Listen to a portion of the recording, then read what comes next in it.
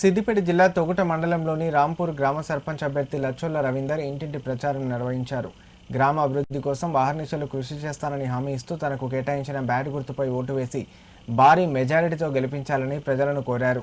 రాంపూర్ గ్రామంలో అసంపూర్తిగా ఉన్న రోడ్ల నిర్మాణం పూర్తి చేస్తామని, డ్రైనేజీ వ్యవస్థకు శాశ్వత పరిష్కారం చూపుతామని ఆయన తెలిపారు.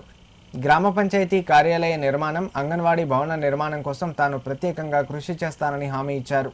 ప్రభుత్వం అందించే సంక్షేమ పథకాలు పార్టీలకు అతీతంగా గ్రామ ప్రజలందరికీ చేరేలా చర్యలు తీసుకుంటారని రవీందర్ తెలిపారు.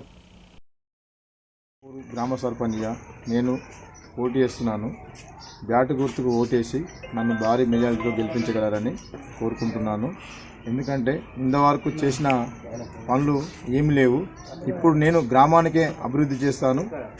మనకు ఏది కానీ అన్ని విధాలుగా ఒకటి సీసీ కానీ, అంగన్వాడీ కేంద్రం కానీ, గ్రామ పంచాయతీ కేంద్రం కానీ ఈ నిధులు తీసుకొచ్చి నేను 100% రాంపూర్ గ్రామానికి చేస్తానని నేను మనస్ఫూర్తిగా కోరుకుంటున్నాను. నా ప్రజలందరూ నాకు సహకరించి నాకు ఒక గాజు మేళాలతో బ్యాట్ గుర్తుకు ఓటేసి గెలిపించగలరని నా విన్నపం.